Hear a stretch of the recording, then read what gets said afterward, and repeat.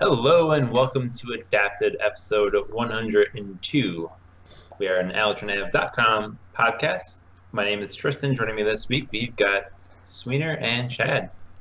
What's up, everybody? Guys? What's going on? Huge week. Dude, it's hard to think that in 2 more episodes, that will be 2 straight years of Adapted.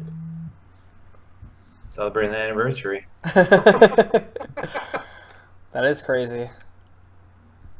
It's been a fun time watching 10 shows in a week. Dude. For every week. At least they've been something for us to talk about each week. Whether it was good or bad, they've given us something to kind of bitch and whine about. And they haven't consistently been horrible. So, I mean, it's just up and down on a lot of the shows. So I feel lucky and thankful because sometimes you get forced to watch a show that can shit the bed 9 out of 10 episodes, so... Or we just say goodbye to it. We don't stand for that. Dude, we made a big mistake with Supergirl last year, though. We did miss some. We missed some. We missed the boat on that, dude. You guys all admitted it. Well, Jason did at least. Would you say we really missed the boat, or that since it's jumped over, it's just gotten better? Well, like Jason said, dude, last year, and I think Tristan kind of jumped in that halfway through the season, it got really awesome. Martian Manhunter.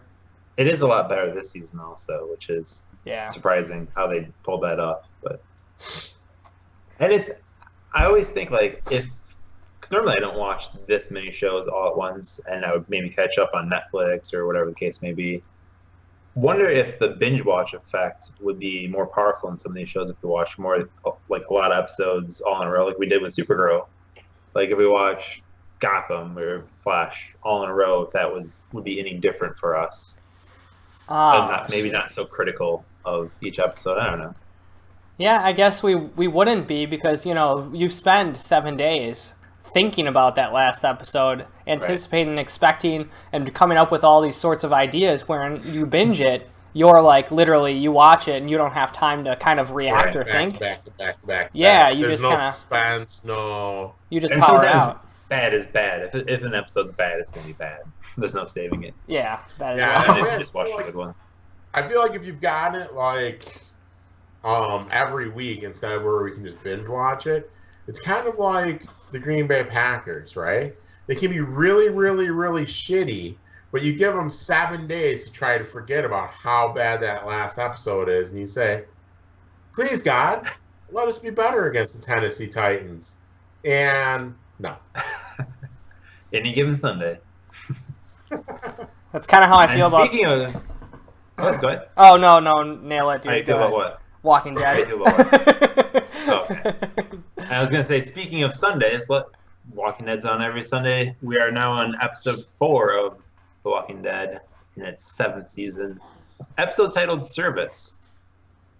And we get a little Negan visit to Alexandria. Special 90-minute episode, which was kind of one of my... It was weird. I thought my DVR was messed up. I don't know why they had to do 90 minutes for this episode. They definitely did not need to do 90 minutes for this fucker, dude. This could have been a regular.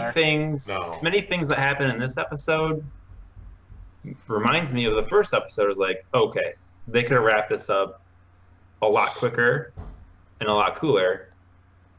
And going to this episode, they took took pages from the comic book and just read them and performed the comic book in this show. A lot of cool things from the comic book that they did, like Rick holding that bat the entire time, Lucille. Many of the things Negan said, pretty much word for word from the comic book. Probably a little bit more vulgar in the comic book for certain parts. They still got away with certain things on the show, especially Negan sliding his manhood down Rick's throat at the end there. Dude, I thought it was really weird.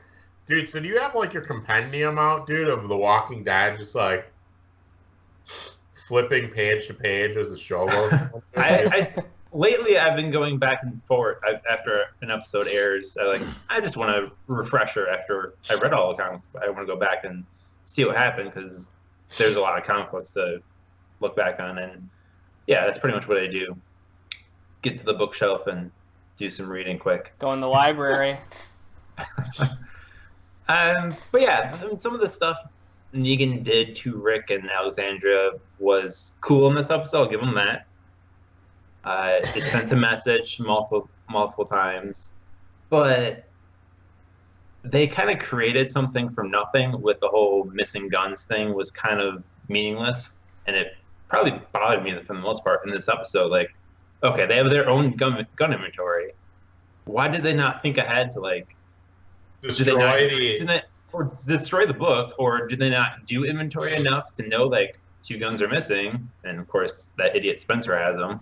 Yeah, exactly, like, dude. Olivia, what kind of job are you doing, dude? Like, you literally have 24 hours in a day with 0 distractions because there ain't shit to do. How do you not double check your inventory in the last like look month at that or 2 inventory months? every day? Yeah, dude. Like somebody's It's just a dumb storyline that they created, and then that was dude, a what problem. kind of asshole is Negan, dude? I don't even know what the technical term is. Maybe he's fattest. When he's like, I don't know, looks like you don't have a lot of food here, and she looks to be a pretty big girl. Might be a bad idea. Yeah, and dude. even threatening Olivia, like, okay, for the viewer, if Olivia died, we don't know that much about her besides she's the lady that watches the guns and food and so on and so forth. Like, if she died, we wouldn't have any emotional impact if that character died. Exactly, another death that. So why even threaten it? Why even threaten it? It's just at that point dumb. That the thing that I had the most problem with this and this whole thing is, at any time, Rick could have just fucking crushed Negan's dome with that bat, and those fucking yahoos, dude, wouldn't even know what to do to it. You know what I'm saying? Right. Some would probably scatter right away. Some may have attacked, but without their leader, they scatter usually. That's how things usually go down. And there was a couple of times where he could have did it, and there was no one that would have known he did it. Like, you know, he was kind of like off to the side a little bit and wasn't by the cronies, especially in the fucking Carl food. just goes 15 degrees left or right, dude, and just fucking puts 2 right in his head. Never gonna happen, dude. It was ridiculous. Oh, can we actually pause for a moment and acknowledge the fucking mop that is sitting on top of Carl's fucking head, dude? Carl needs a haircut. That Rick's last girlfriend died too early because she could have given Rick or Carl a haircut. Someone needs to shave that Whatever happened with motherfucker's head, dude. I think there's a Floby in there somewhere, dude. It just looks bad. It does. He just looks like, I don't know, man. And then with that patch, and he's like, sorry, Carl. He's scarier than Negan.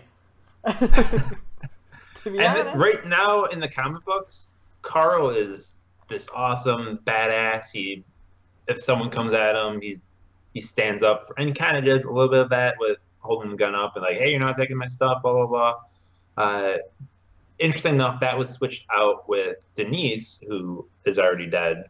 That was Denise in the comics, not Carl. But Carl also, at this time, is kind of a stand up to authority, especially Negan in this situation. But his delivery and his hair just make it just. Yeah, comedic. Carl is just a terrible actor. Yeah, he's so bad.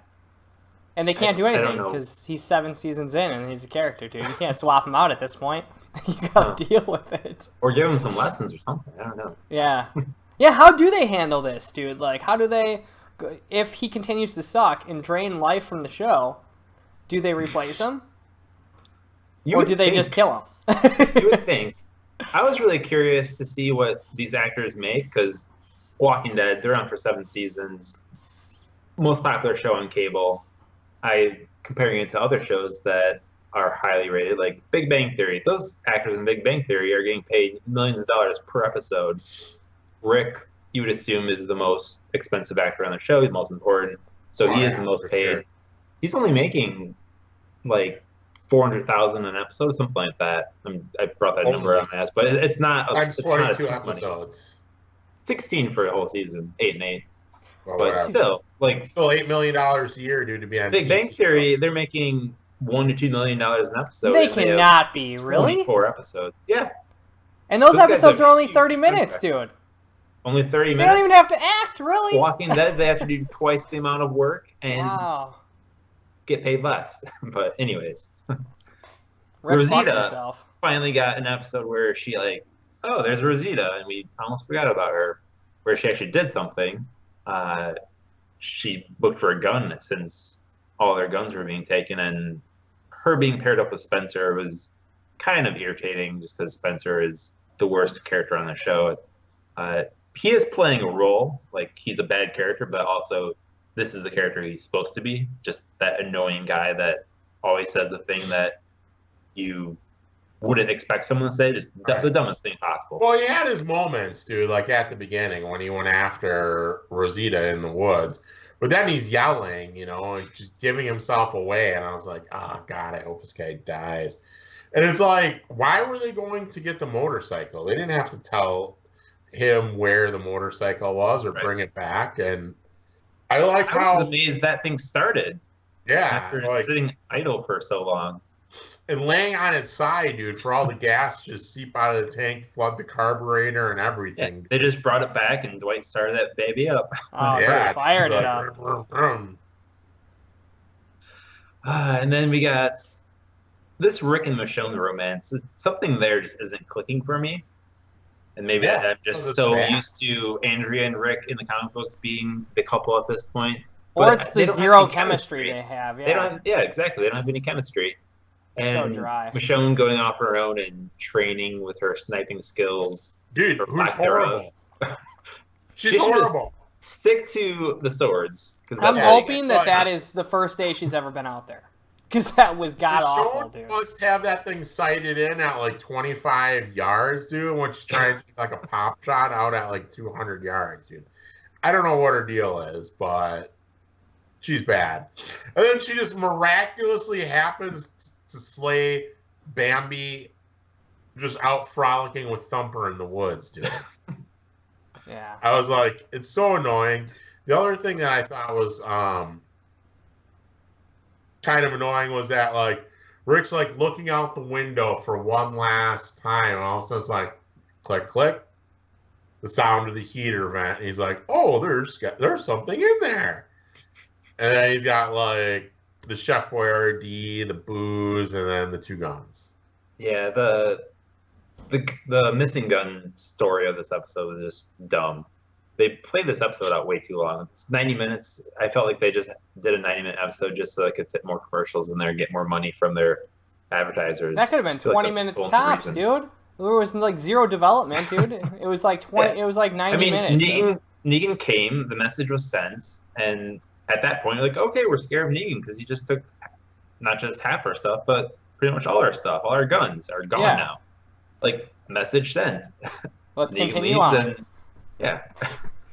And one really weird thing that I never expected them to explore is Rick and Michonne's conversation at the end of the episode, where Rick was explaining to Michonne, like, oh yeah, and this guy Shane, which it never clicked to me that Michonne never even met Shane, because when Shane died, Michonne was kind of introduced as far as the story goes. But I would thought Michonne may have been told at one point, like, oh yeah, this Shane guy, like, important guy in their group. Like, what else they talk, right? Yeah, you'd think so, right? I don't know how she didn't know, but the fact that it was then revealed that Rick more or less said Shane was the father of Judith, which they never touched on that in the comic books as far as who the actual father is. It's for the reader, or in this case, viewer, to just guess, like, oh, I wonder who it is. Like, it's not an important thing, because at this point, why is it important? Like, Rick's wife is dead, so there's no, like, drama there anymore. Yeah. It's just him taking care of it. I understand the message that they were sending, like, Rick will take in even this baby that isn't his and look after it, kind of like he does with his group. And I thought it was kind of off. I don't know how you guys reacted to it. Like, I thought it was, it was weird to hear Rick say, like, obviously that the baby isn't his. But it's like, we all kind of knew it, and it was just like, we assumed Rick knew it, and he just, like, accepted it, you know? So, I don't know. Yeah. Yeah. I didn't really care. to be honest, I mean, it's a fucking kid. I don't know. And then, okay, as Negan and his saviors are hauling these mattresses, the beds, away from Alexandria and loading them up, I'm thinking, like, okay, they're taking their beds, what kind of major impact does that have on these guys? Because they could easily find more beds elsewhere. It's not like no one else, people aren't using their beds in all these houses that are abandoned, and there's probably abandoned stores and warehouses somewhere close that has even more mattresses and beds and everything. And then having Michonne see the beds on fire, which it took me a while to figure out what that actually was, because mattresses burning just didn't click with me that that's what that was. But yeah, they burned mattresses after they left because apparently they didn't need them because they probably got their own beds from someone else. Just that impact didn't have anything for me, and that's when I thought less of this episode at that point. That was the big oh man, they burned the beds. What are we gonna do now? Get new beds. There you go. Yeah, and it's just to show that they just did it to fuck with them, but it's you already knew that everything these guys do is to fuck with you. I mean, how monumental was it to burn the mattresses? What do you think, they're going to take the mattresses home and lay on them? I mean, right. It's not like they were going to go use them, and that you shouldn't be surprised to see them burning out there. Shouldn't be surprised to see your fucking food thrown on the ground, your guns broken in half. These guys they don't need your shit. They're just here to fucking make you guys feel they'll take some of it. Yeah, I'm sure. Oh, dude, do they have an ice machine there? And working refrigerators and freezers? Because I saw him crack open an ice cold brew out of an ice-filled fucking container, and I didn't think that electricity was still running too well. Well, they had those. Oh, they had electricity running because obviously the camcorder and all that's going. They've got the Alexandra's on its own grid and everything. It was set up for an apocalypse, more or less. Gotcha. So, they do. They do have electricity. I wouldn't waste it on an ice machine. Dude, I did find it really interesting that I saw when I was going through Twitter that they thought that a massive Easter egg was when Negan shot the window out. Because in season 6, Rick said that a broken window is a symbol of a broken society and all that. And then they went in to cite this whole thing that Rudy Giuliani used in New York City for policing called the broken window theory. So I was like, holy shit, dude, mind blown, dude. And then I had to do some research, and I'm like, oh my god, they're brilliant. Or it was just the best accident ever. Yeah. But at first I was like, man, somebody could have been in there, dick.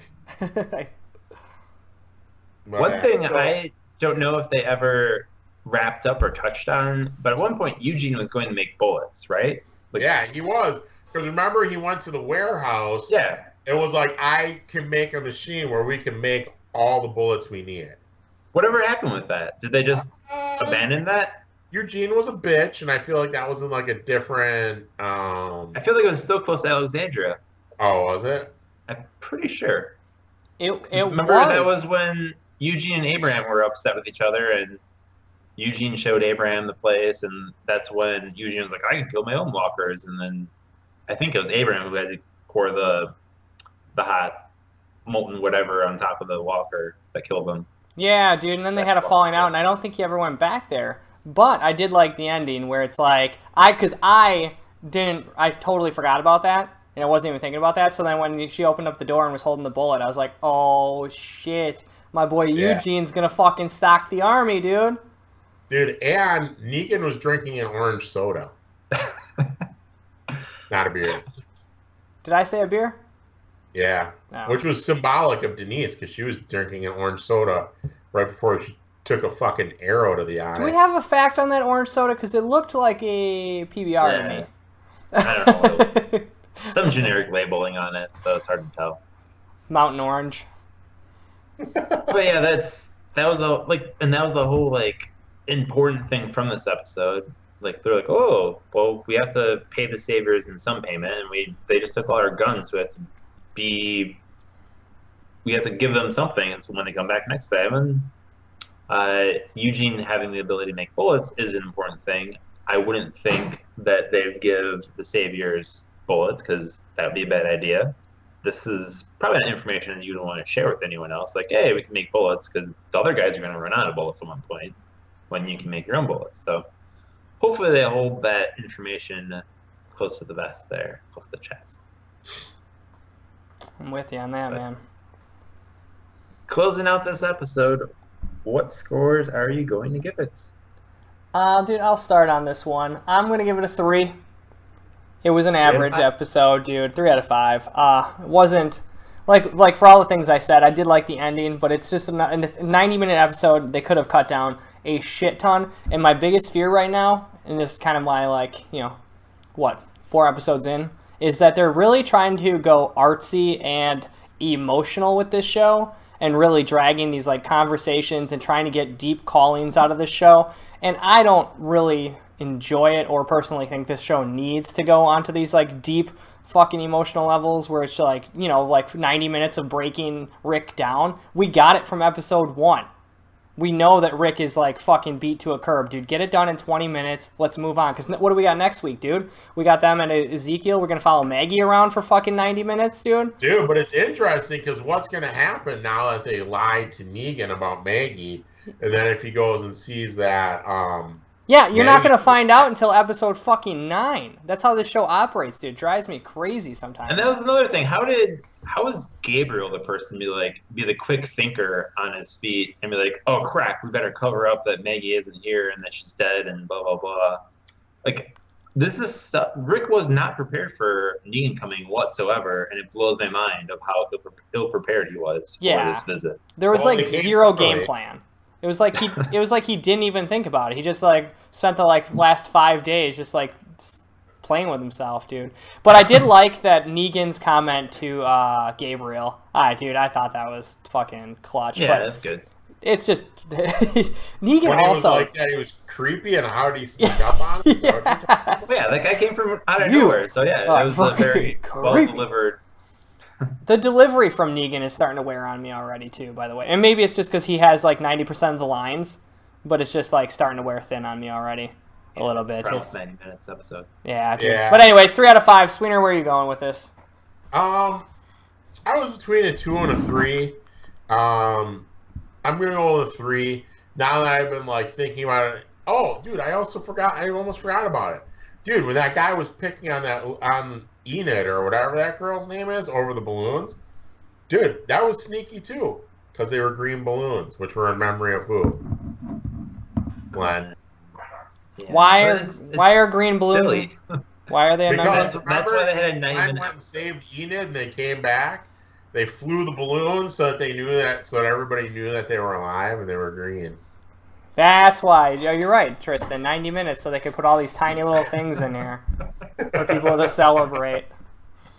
I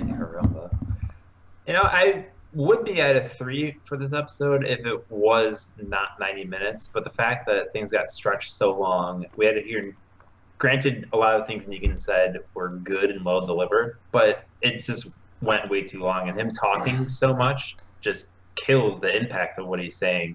So that's why I'm going with 2 for this week's episode. Condense your episodes down a little. I don't know if there's delaying the inevitable when they catch up to the comic book, because they could easily catch up within a year if they really want to. But if they're going to do these 90-minute episodes where they stretch out what could have been 10 minutes in an episode, then yeah, that's what we're going to get. So we shall see as we finally get to the hilltop next week. Feels like we haven't been to the hilltop in forever. Oh, it won't be exciting, I guarantee. Well, I'm excited because we're finally going to see Jesus, which is another character that they don't do enough with, that they should do more with. So we'll see if they finally throw Jesus into a larger role here. Hopefully. Yeah. I'd like to see it, man. Because I feel like it's just going to be another dialogue-heavy, slow-moving episode, but I could be wrong.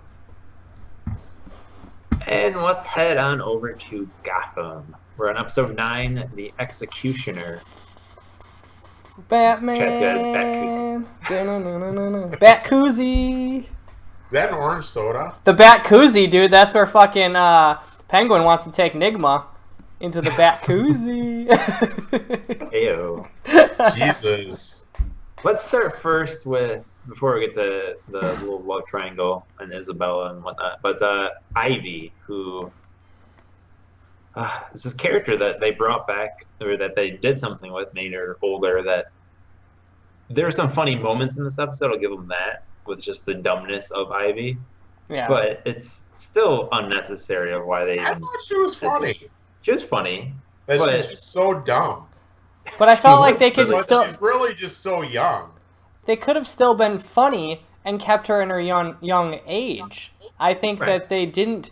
They made her old, and they're not executing on why they made her old or what makes that character better as being old. They're just making her like a dumb kid in an old body, which I don't know, doesn't excel the if character. this Ivy is supposed to become Poison Ivy at one point, I just don't see how the possibility is there. Maybe she doesn't age. Maybe she'll just like get smarter somehow with some secret flower. I don't know. But the thing that is like how unsmart she was. Like she's already brilliantly mastered like putting together potions and stuff with like the plants and all that stuff. So that's the one thing I do. Because she's good with plants. The plant did fail though. The plant did fail, and he got up pretty quick to fight back. Not so great with this yet. Yeah, maybe she'll get better at it. Oh, she's tinkering, all right. I did like craft. Her funniest moment was probably when Bruce is like, "Hey, how much do you want for the necklace?" And she's like, $1,000. I thought she was gonna do the finger up like Dr. Evil. $1,000. That was a funny moment. I'll give them that. It's still unnecessary why they even have Ivy in here because I'm seeing a little bit of a better dynamic between Bruce and Selena. Like Bruce, like, "What? We're not dating?" And Selena, "We'll talk about it later." There's some funny moments there, and I'm curious to see where their relationship will go. Even though it's still weird that they're kids, and I don't know. I don't know how old they're supposed to be, but they seem way too young to be at this point. But whatever. It's Gotham. Anything goes. Young love, man. Kelly Kapowski, dude. Remember Saved by the Bell back in the day, dude? There was young love on that show. We got our young love here. I feel like they're 5 years old around. Well, they were also addicted to caffeine pills too. If you don't remember. Very true. And back into the Penguin and Enigma and Isabella, which I don't know why Penguin didn't cover up his tracks a little bit better with the cut brake line. Right. I just think Enigma's going to investigate, being a former CSI. Yeah, like you would think that for getting hit by a train, the car would have just been like disintegrated, blown up into flames, or something like this. Definitely not Penguin's best handiwork. You know what I'm saying? Right. But he's new to this, though. He's fairly new to this, doing it himself. He used to have cronies do it. Well, he still had someone do it for him. Wasn't he driving? No, he cut the. Never mind. Brake line. The last scene was her driving. I don't know why. But right. Yeah, it was her driving. And of course, the convenient blind homeless guy was there to confirm that she was screaming and not asleep. Like just happened to come up to him for some change. Enigma I think Enigma is now my favorite character on the show, even though he thought wrong that it was Butch that is buying this. But I'm curious to see where that's going to go. I think he's fucking with Penguin. Like You think he is? You think he knows everything? I'm 90% positive he knows it's Penguin, and he's just saying Butch so he can kind of throw it under the rug. At this point, I don't think there's no way he would admit to Penguin that, "Oh yeah, I know it's you." Like, yeah, it's not like he's gonna come home. Penguin knows the truth. Yeah, dude, he's gonna turn it on Penguin. It's gonna be sad because you think one of them is gonna die, or they're gonna they'll never be friends after this. It's over, dude. Our good old days of Penguin and Enigma. The villain rivalry might be born there. Do they have one in the comics where they try and outdo each other? I mean, they work together plenty in the comic books, so they won't anymore. They're also both villains and crime bosses and different chunks of the city, so they could be at odds easily. Yeah, I can see that. And if that's where they're going, that could be cool.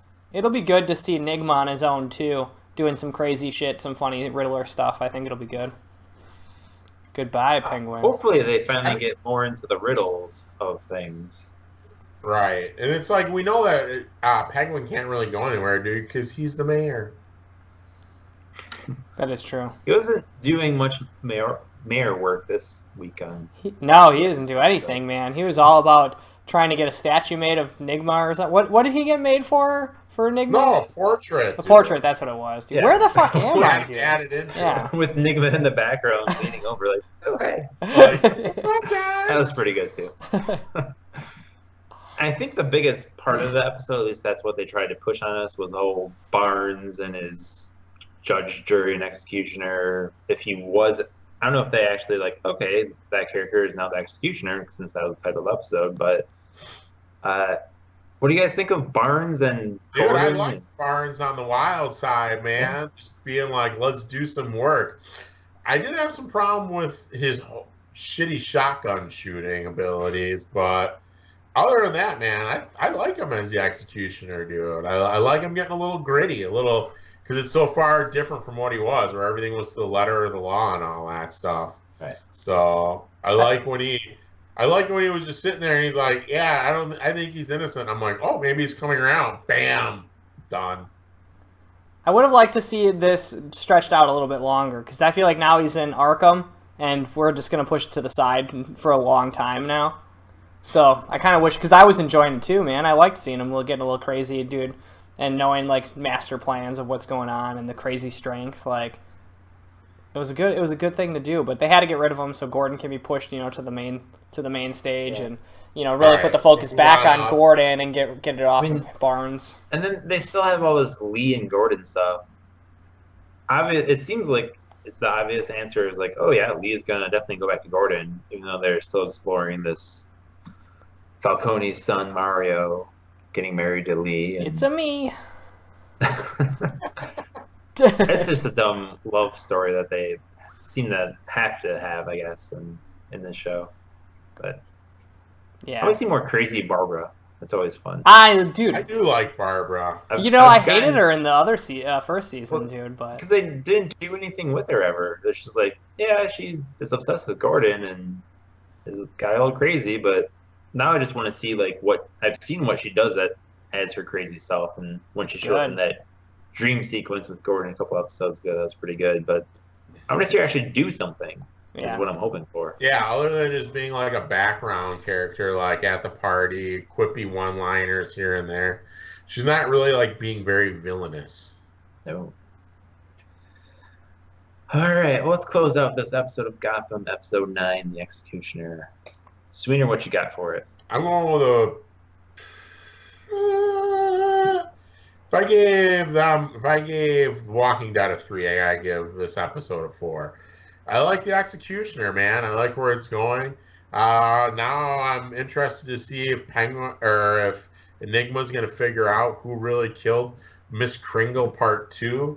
I like the whole thing with little Bruce and Kat, and held my attention. I was pretty surprised. Yeah, dude, Sweener, I'm right on board with you, man. A 4 for this episode as well. I think it's a good direction. Like I said, dude, I could have gone for a little bit more Barnes. I didn't think they needed to take it out right away, but I see what they're doing with it. And it's also the assassins going after Brucey Boy, dude.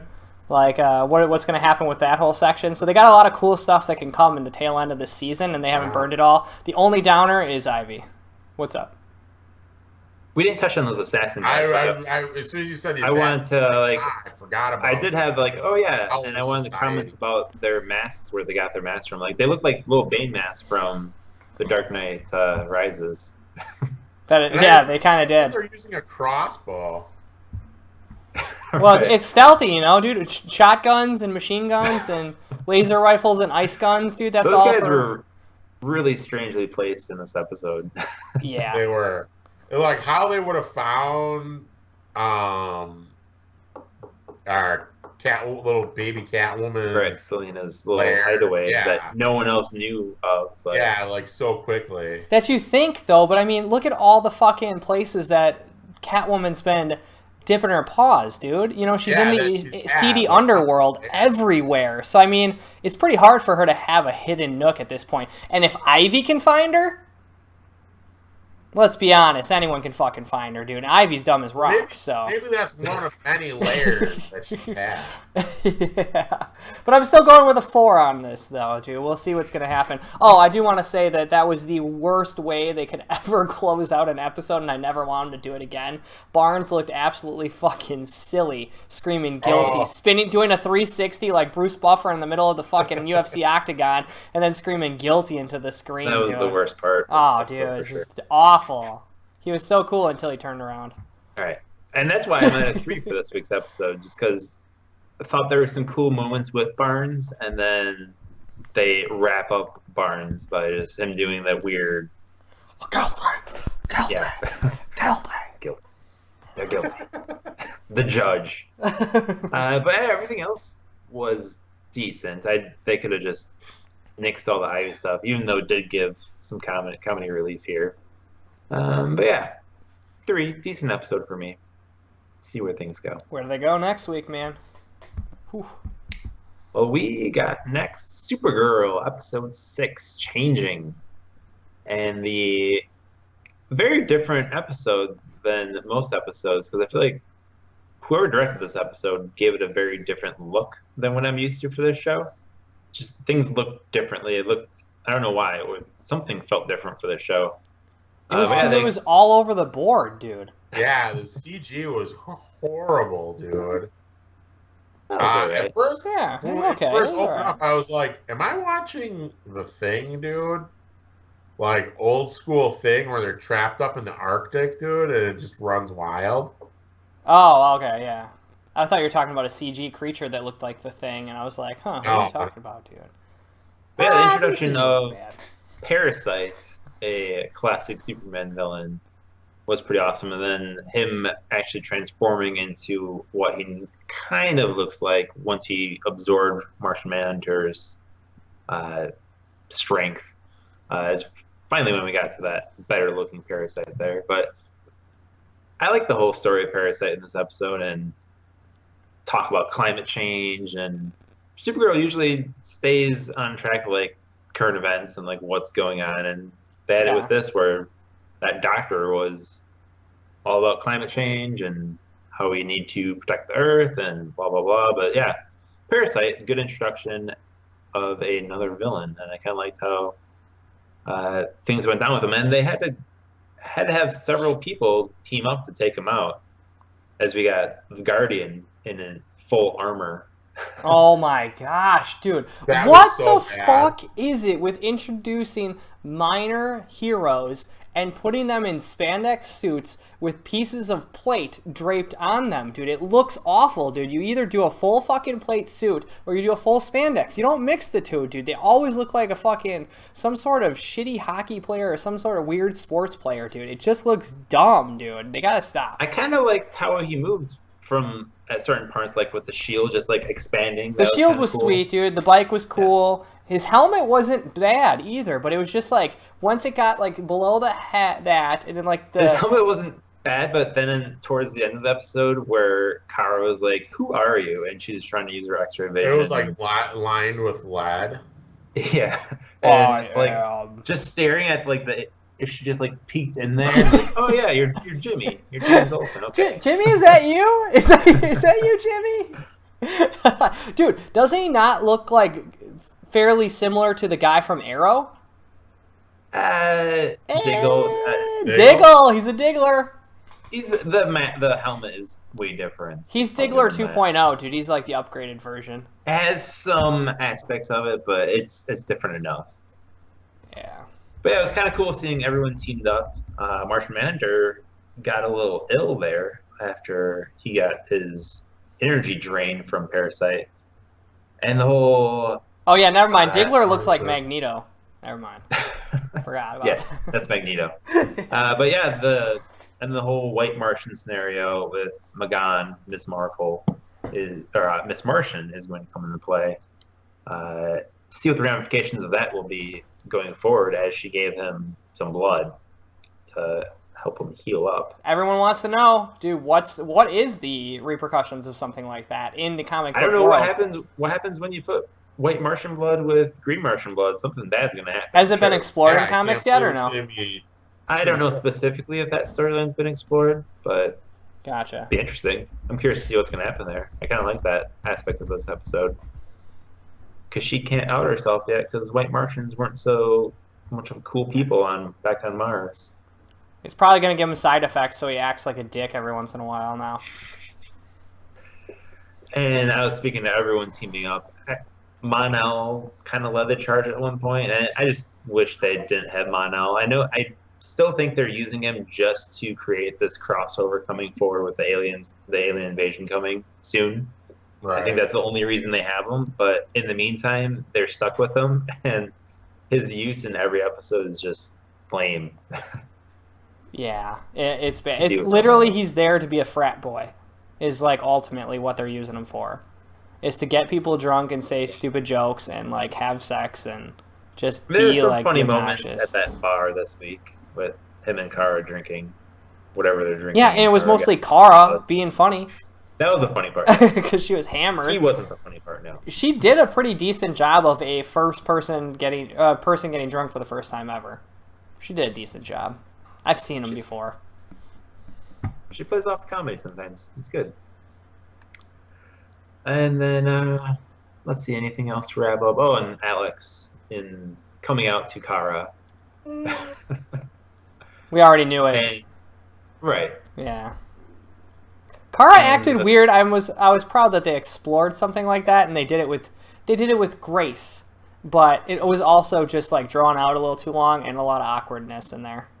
The one good thing that they decided to do, instead of just Alex and Maggie like living happily ever after, I'm glad that Maggie Sawyer rejected her. I'm like, yeah, I don't really want to go with a first timer. Noob. So, yeah. You don't know I what kind of you're like doing. that they did that instead of just like, well, we're in love now, and I'm happy they went that way. Is that makes all she things- does is shoot pool? She's a professional great. player, you know. Pool shark, dude. All right, so let's close out this episode of Supergirl. What do you guys have for this week? Sweener? Dude, I didn't say a whole lot about this episode because this episode sucked. It was horrible. I'm close to giving it a 1 in fact. Why so much hate for this episode? No shit! Where did that come from? The Guardian is just so annoying. Like, his sidekick is just out there producing a suit in his spare fucking time that nobody knows about, all right? Supergirl and Martian Manhunter go one-on-one, or go tag team with the Parasite. Supergirl's, like, teaching, like, Mon-El how to fight, right? And all of a sudden she's, like, this badass, right, when she's fighting him.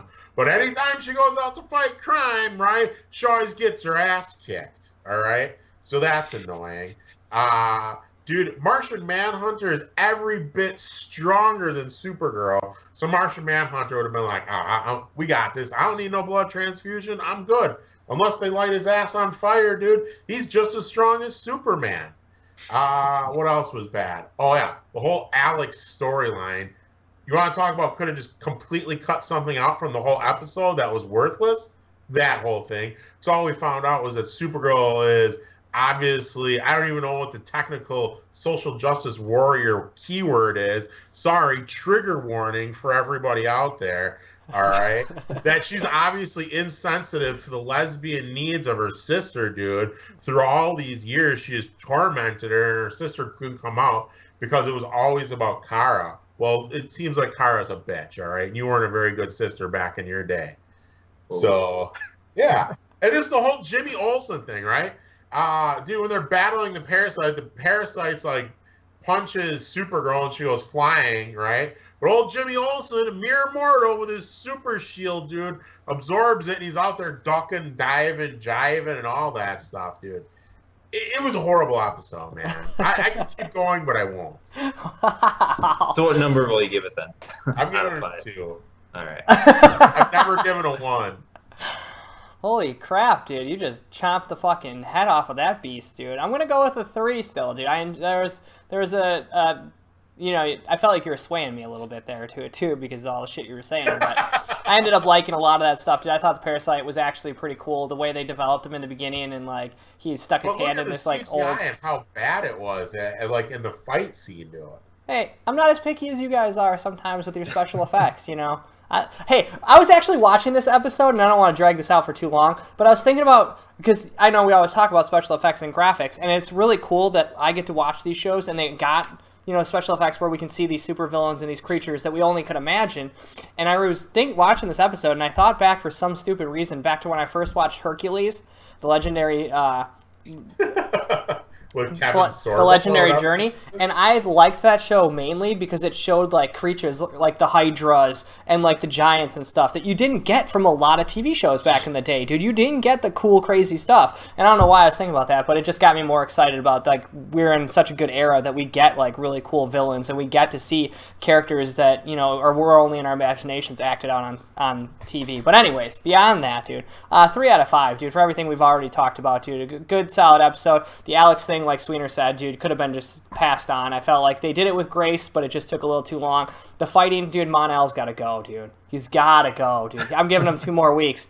Otherwise, I might be shutting the show down, dude. He drains the life out of the show, dude, with me. The only good thing about Mon-El was that he was like an enforcer, dude.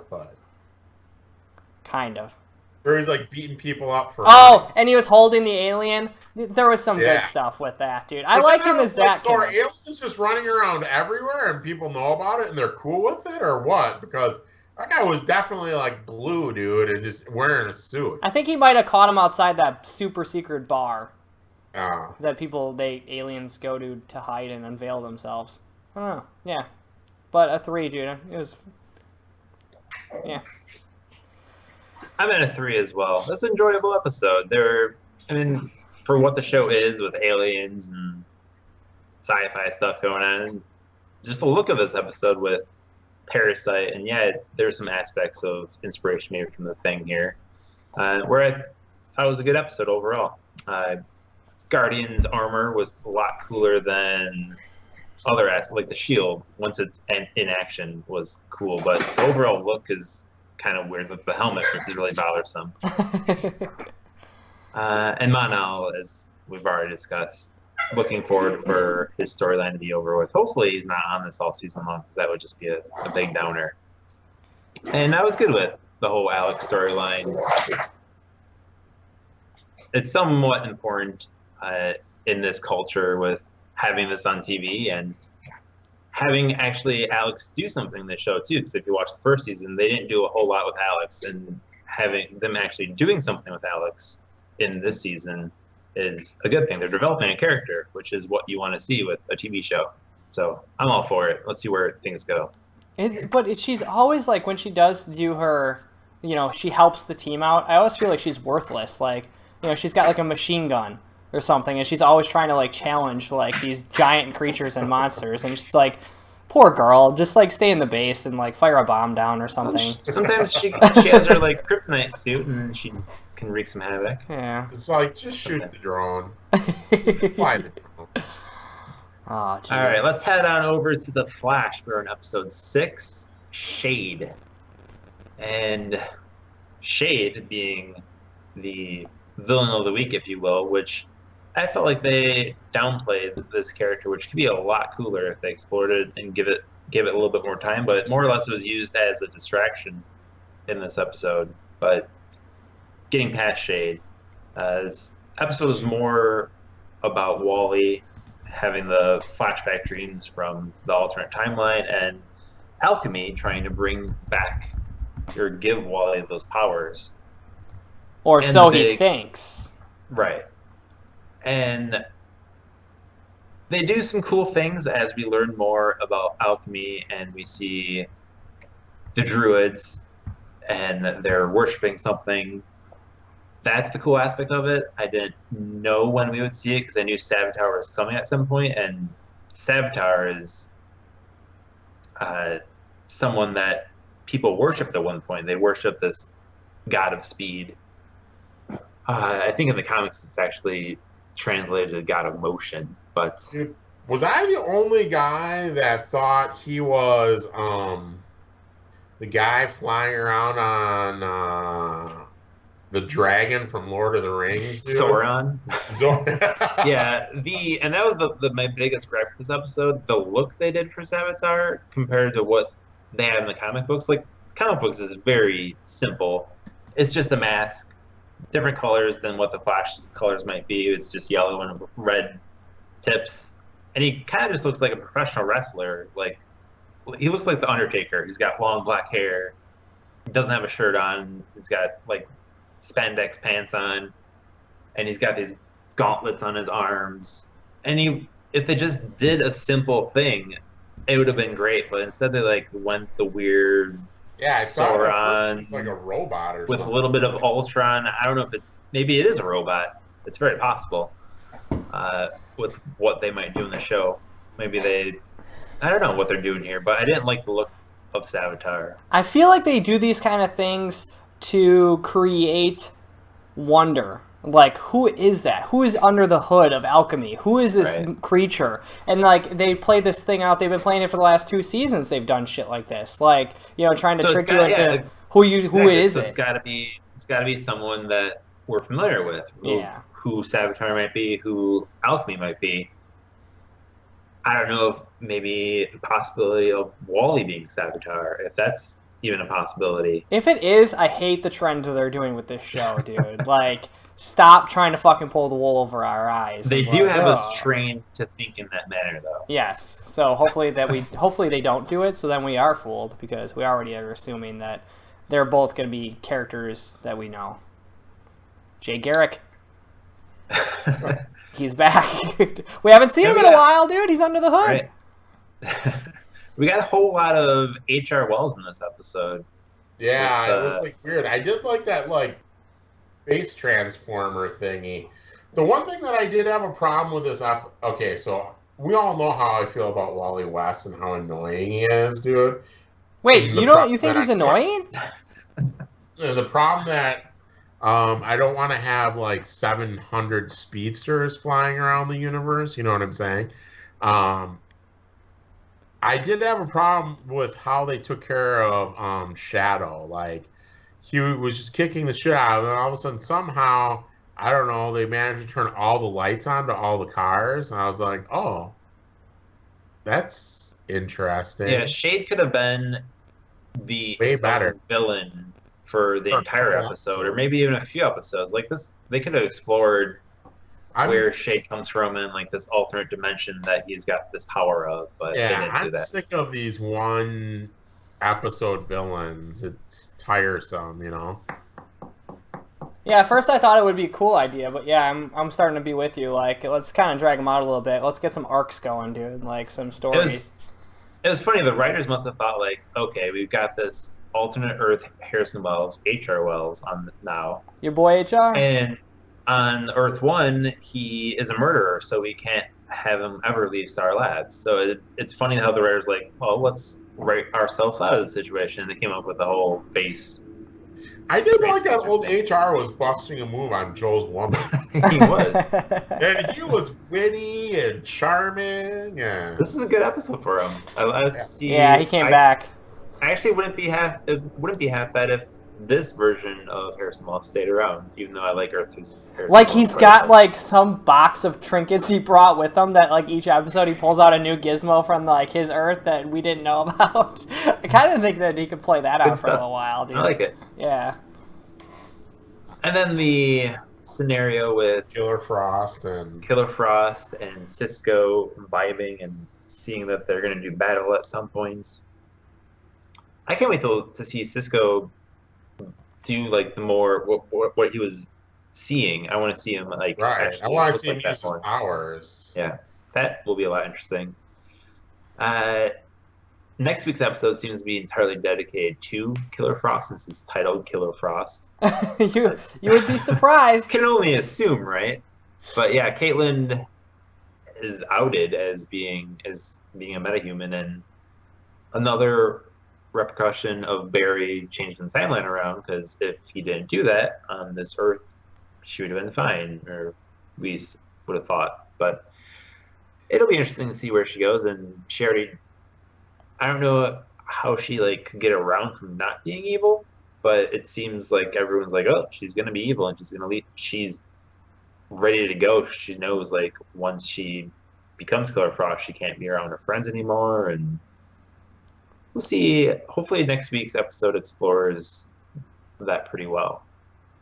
Instead of like weird, if they throw like another version of Shade in next week's episode, that's just going to be a killer like they did in this week's episode. Yeah, well, they're going to have a villain, so it's like like Swinger was saying, it's a weekly thing. So there is going to be a shitty villain in there. Maybe it's a villain that causes Killer Frost to turn good.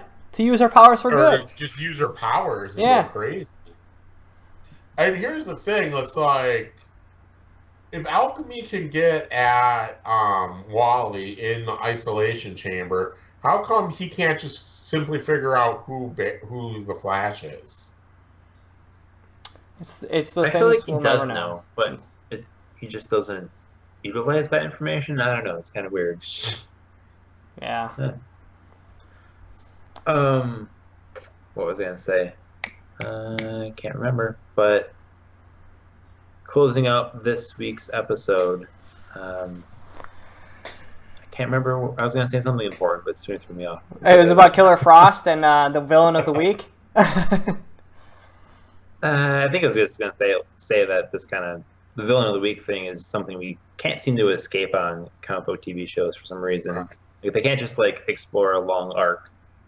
Gotham did it pretty well with having the Mad Hatter this season and Right. let it go a few episodes. Yeah, not gonna lie, they did let that go for like 4 episodes. I was very fucking surprised that it went that long. I wish these other shows would do that a little bit more, but guess we can't get it all. All right, so Julian was who I was going to bring up, and they're teasing. I think they want us to believe Julian is Alchemy or Savitar, because like, he called in. He never calls in to work, and then all this stuff goes down with Alchemy. I think they're forcing it on us that like you guys should think that Julian is one of these mystery characters. Well, dude, you know what? I almost thought that he was last episode when they went. It was the hologram one, and Right. For a second, Flash was like, "Who wasn't here right now?" And then he's like, "Julian." And then I totally spaced it out that Julian would have an idea that this guy would be in this tower, and I was like, "Holy shit, dude! Is Julian creating these like creatures, and like, is he doing this?" And then they like went back to that building, and Julian was there about to kill him. But I was like, "Huh." If I heard that wrong, I might be onto something here. But yeah, dude, I could see them totally playing Julian into some sort of fucking arc by the end of this thing for some sort of villain. It'd be funny if they threw us through a twist and just like, nope, Julian's just Julian. He's no one. He's just an idiot jerk. CSI guy that hates Barry. All right, let's close this episode out and give it scores. What you guys got? Shit, man. I think I'm going to hit this one with another 3. What did I do? 3, 4, 3? Yeah, it's a 3. It wasn't anything. It didn't. I wish they would have showed more of, like you said, Shade. I wish they would have explored it a little bit longer. And yeah, I guess like everything we talked about, dude. H.R. Wells came back this episode. Last episode, I was ready to get rid of him. Now he's coming back a little bit. I kind of like his humor. He just needs to find his place in this show and like his effectiveness. Because when he's like just kind of cowering in the background and kind of being like, well, I'm just like a idea guy. It's like your comedy shtick, dude, is gonna wear out really fucking fast, and it almost did. But now that he's got this like these trinkets that he can pull out every once in a while, and they do something that maybe he brought with him, because didn't he bring like a suitcase or something with him? Right. So, dude, that'd be cool. The mention of his Earth and Gorilla Grodd and Gorilla City, that's really interesting to see if they're gonna go explore that at some point. We saw Grodd running down to Gorilla City then, what was that, season 1? Like 2 years ago? So, yeah, that would be cool, man. But a 3 for The Flash this week. Let's see what they do with Killer Frost. I'm already going to give that a 2, I think. Just, I'm not a Killer Frost fan. Frosty. Flip the script, man. I'm going to say a solid 4 this week for me with The Flash. Woo! They're doing something right for you. I like that CG. I like the whole Killer Frost thing. I like how Barry's been, and also I thought HR was kind of funny. I like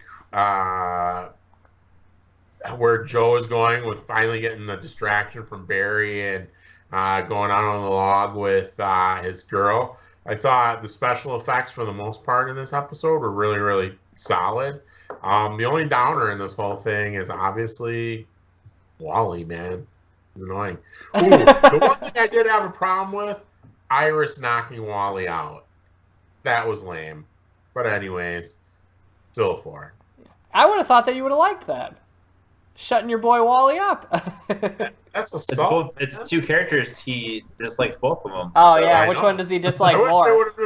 It would have been great if it would have been like one of those slow-mos where it comes in and they both hit each other in the face, dude, and knock each other out and somehow end up locked up in the hibernation chamber. I like how you went to assault right away. That's assault, man. She can't do that. Then they were frozen in carbonite. Forever. I'm at a 3 for this week's episode. Savitar, his look on it, I don't know if it's going to be meaning something else. Maybe he is a robot. Maybe they're going to go that route. But knowing what Savitar looks from the comics and how easy it could have been, I didn't like that. I like that they are exploring like who Savitar is with worshiping God of Speed and all that. That's cool. But Wally must be important somewhat since Alchemy was giving him his powers from the alternate timeline. Like, why give him his powers when Wally is usually a good guy? So maybe Wally is going to be some kind of bad guy here. Do we think Wally's going to get his speed this season? Yes, absolutely. Oh, yeah, definitely. 100%. There's, what, 20 episodes left? Yeah, he's getting it. He broke out of the cocoon. He's fast now. Oh, he did break out of the cocoon? Or I thought he broke out. Maybe he's not. in the cocoon. He's in it now. Okay. Yeah, Killer Frost will break him out. Once he breaks out, he'll be speedy. Oh, that's going to be the moment. Remember when she said it? There's a moment where I almost got hit by a car, and that's where I found my speed. He's going to be trapped inside there, and he's going to find his speed. That's how it's going to happen, dude. Well, all the people that break out of the cocoons, they get their powers, whatever their alternate timeline powers were, like Magenta and all that. So. Did I miss that part, or was that just not in there? No, they talked about at the very beginning with Joe freaking out, like About the talking cocoons? Yeah. Mm-hmm. Oh. I blacked it out. But yeah, and interesting enough, Wally was only bad in half this episode for me. Like, first half, he was terrible.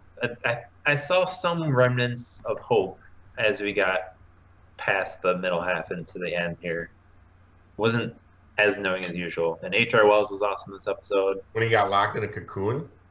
Well, just his acting overall at the end there was a lot better than how it normally is. And yeah, maybe the cocoon is a good place for him. For 18 more episodes. Yeah. And yeah, we'll explore Caitlin and Killer Frost next week. Episode directed by Kevin Smith, by the way. How did that go last time that he directed it? It didn't feel any different, right? It just felt like another episode? I mean, he threw some of it, he threw secrets Jason in there. In the episode. So, usual Kevin Smith kind of stuff. Yeah. I just wish they would go just a little bit off the deep end when it's like someone else like that, dude. I know that he like put in a lot more like Easter eggs, I think, so to speak, but I'd like to see a little bit of more directing weirdness, but then that changes the show too much. All right, and to catch up on Legends of Tomorrow, Episode 5, Compromise from last week. Episode entirely about the 80s. I know you guys didn't see it, but I did, so I'll tease it if you guys would want to watch it. Set in the 80s, and finally an episode where like, okay, we're in the 80s. Let's actually embrace the fact that we're in the 80s, and like the look of this episode, they nail the 80s pretty good. Dude, tell me they've got big hair. They've got like Miami Vice. Acid wash jeans and torn knees. They went like Miami Vice suits. So they got that. Oh, damn, dude. And they've got Damien Dark in this episode, which he was a terrible villain on Arrow, but he's a lot cooler on this show for some reason. And they also have Eobard Thawne, Reverse Flash. Maybe that's why he's better, because he's got someone like Reverse Flash to help him out. But there's definitely bad moments in this episode of Legends of Tomorrow, as we have Ray Palmer, and he now has the cold gun, Captain Cold's cold gun, and that's just a giant mess. It's kind of an annoyance, really. And we've got another story arc between old Martinstein meeting young Martinstein again, and there's some interesting things in there with his young wife at that point. But yeah, they fill the episode a lot with that kind of stuff. So, not really looking forward to this week's episode of Legends of Tomorrow, because Jonah Hex, it's his episode, so we remember that episode from last week. That shit show. Great. Yeah. All right, on to the news. And speaking of Legends of Tomorrow, it has received an extended episode order. So we'll get a few more episodes this season in season 2. And they also announced that once Riverdale premieres, which is the Archie live action show, premieres January 26th, that time slot is going to be Thursdays, which Legends of Tomorrow is usually on. So they're moving Legends of Tomorrow to Tuesday nights starting January 24th. It'll be I right think that's after. actually a better slot for it. I feel like Thursday is just such like a weird day. Yeah, and it's not going to fit in our schedule where we'll be on track with this week's episode of Legends of Tomorrow instead of always talking about last week. So Right. it'll work out for us at least if we're watching it. And let's see what else we got. We've got kind of major news on the TV side of things because we've been talking about, there's an Inhumans movie at one point.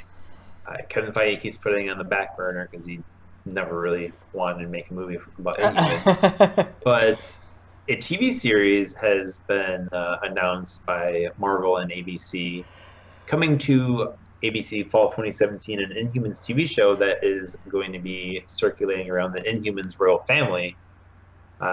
So more or less that means no movie, at least right now, unless the show is a giant hit and they're like, hey, let's make a movie and make money off it even more. And then recast all the characters so nobody recognizes them. I don't think they're going to do that. No. But the really interesting thing of this, besides an Inhumans TV show, is that the first 2 episodes are going to be in movie theaters on the IMAX screen.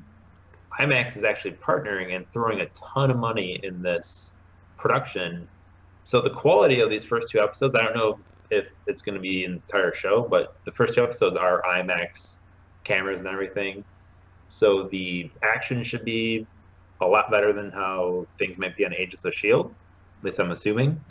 So that's really interesting. Here's hoping that the special effects match up to par of the cameras, because the cameras will make that shit look bad if it's low budget, dude. Well, they're getting a lot of money from IMAX, so we'll see if the special effects are really good, like movie quality special effects. Well, so let's see this, dude. I'm super confused by this, and I need to see it play out, so I'm interested in this. This is a news article I'm very curious about to see how it goes, but because 2 things. First of all, it's 2 episodes. It's going to be back-to-back, so you're talking about 2 hours, right? They technically could have fucking made a movie. They could have easily. The money they're pouring into it for the cameras, the actors, and everything, they might as well just made a movie and then snowballed it into a TV show. The other thing is, how much are you going to have to fucking pay to see this in theaters? I'm not paying a full ticket price to a movie because it's going to be on, like, TV eventually. Do I have to sit through fucking commercials as well? Like, I'm really curious to see what this is all about, dude. Yeah, you wouldn't think so, but you'd be surprised, man. I mean, I'm intrigued because I like some of the Inhuman characters overall. I don't love the Inhumans. I still prefer X-Men over Inhumans. Inhumans is more or less like the X-Men. They've killed off the X-Men now in comic books, and Inhumans are reigning supreme. But just because they've shoved it down our throats doesn't mean I have to like it. So we'll see what they do with the actual royal family of the Inhumans. Some characters like Black Bolt that we haven't seen in live action yet, and Medusa, and some cool things that they can do. Gorgon. Right. Awesome. They have to realize they're going to get burned so hard on their investment in this. Like, they have to realize that, I mean, unless this trailer, I'm so just blown away, unless this trailer comes out and we all are on Adapted and looking at each other like, holy fuck, dude, you guys get tickets? Like, I just don't see it, like, putting enough people to make its money back, dude. If a trailer hits and it looks good, I'll go see it in theaters, and I'll pay the IMAX admission price. And I think that's what IMAX is banking on, is Marvel fans that might see the Marvel movies should hopefully go see the Inhumans first 2 episodes on the IMAX screen in theaters. And that's what they're banking on, that they're going to make money off that. I don't know if that'll work out for them. Yeah, because it's crazy, because we always talk about, I wouldn't pay to see that movie in theaters, and then we would pay to $14 to watch a TV show that's going to be on TV probably like 3 weeks after it's in theaters. Right. You know, it's just who really would do that? I don't specifically see a lot of things on the IMAX unless it's something like Star Wars or something like that. Fantastic Beasts tomorrow night on the IMAX, baby. There you go. I'll tell you how it Doctor is. Strange is something you should probably see in the IMAX just because it's crazy. Yeah. But yeah, we'll see how things play out. I'm looking forward to seeing casting for the show and seeing what the impact on this might be on Agents of S.H.I.E.L.D. if they're just going to nix Agents of S.H.I.E.L.D. after this season and concentrate on Inhumans, if that's where they're going to go. Then cool, let's go with it. Another really interesting thing from this week, director of Guardians of the Galaxy was talking a little bit about Volume 2 and Marvel Studios and Fox Studios. Fox, of course, owns the rights to a lot of different characters, X-Men, Fantastic Four characters. And it turns out there was a bit of a trade between the studios, which is kind of really interesting to me. Like, Fox has a list of 400 characters that they can use, and they went down this list. They saw Negasonic Teenage Warhead that they used for Deadpool, and turns out Marvel has some share of those rights or something, or they need their permission. I don't know how it works, but they had to do a trade. Marvel traded Negasonic Teenage Warhead, who was in Deadpool, and Fox traded Ego the Living Planet to Marvel to be in Guardians of the Galaxy Volume 2, who is going to be played by Kurt Russell. So really interesting how they can do this now, that they can trade characters, and kind of gives me hope for some characters that I'd really like to see on the Marvel side of things, and vice versa. I don't know Fox doesn't have a great track record, especially with all the Fantastic Four movies. So maybe they can trade more characters for some money or something. I don't know how they do that. Keep themselves in business, dude. Just keep selling characters. It's super interesting that they can trade characters between the studios, and kind of blows my mind. But yeah, it's super weird. Really awesome stuff. We talked about the big CW DC crossover event that's coming in 2 weeks, and we got a little bit of trailer teasing. Really cool thing for me of seeing this trailer, of just seeing these characters all together at the same time. I don't care how cheesy it might be at one point, but that's the reason I got excited to see the Avengers from the very beginning, because all these characters on the screen, awesome stuff. That's why I got excited to see Batman v Superman, because I thought it was going to be a fun time. It wasn't that fun for me, but it should be cool seeing these characters I've read about in comic books together instead of just solo properties. So that's the cool thing, that they've got 4 shows crossing over: Legends of Tomorrow, Supergirl, Flash, and Arrow, all crossing over for a week-long event, which should be really interesting. See how that plays off. I can't wait to see. What's that, Sweener? I said I'm going to be optimistic about this whole thing. It's either going to be really, really great or really, really not great. I think we'll see each episode will hit a note, and I think, like, as an overall thing, it's probably going to be pretty solid. But I think I have a feeling that Arrow one is just shit the bed. But maybe I just want to see Diggler fucking chest bump the Guardian. Can I get that moment next week or in 2 weeks? You might get it. And closing up the last bit of news, The Man in the High Castle Season 2 trailer hits, and they announced that the second season is coming in December on Amazon Prime.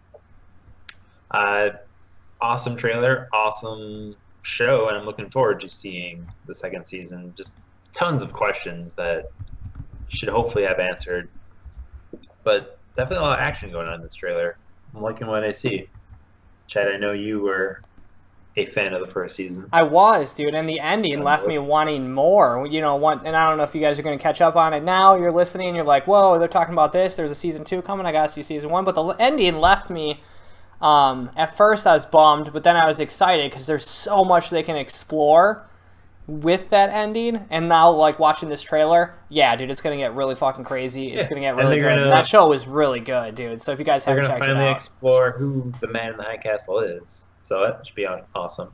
Yeah, dude. And I think we rated that show pretty highly whenever we did an episode for it. Yeah. So this next season's going to get me fired up. Fired up! Alternate history. Some cool things to consider there. But all right, that's it for the news. That's it for this week of Adapted. Join us right after Adapted on twitch.tv, Facebook, youtube.com/AfterNav. Live, as we've got the Block Party coming up next. block party covering all video game things in the world. What do we got this week, Chad? Oh, dude, tons of stuff, man. We got Watch Dogs 2 nudity is causing a stir up in the world, dude, getting people banned from the PlayStation Network. I like how you're selling sex there. I do. That's the Fun way first to thing get I go with, dude. I'm like, shit. What do people want to hear about? Nudity. Yep, They want to know exactly. nudity and violence, and I got both of those, dude. And delays, dude. We got some Nintendo delay stuff too, and some Switch talk. So, yeah, tune in, man. Switch. Switch it up. All right, tune in for the Block Party Reddit for us, and be sure to subscribe on all our social media platforms so you never miss another video of Adapted or the Block Party. Check out AlexandAv.com every single day of the week for any new trailers, videos, news that we might drop for you. For myself, Tristan, Chad, and Sweeter, we will see you next week. See you later, guys. Peace.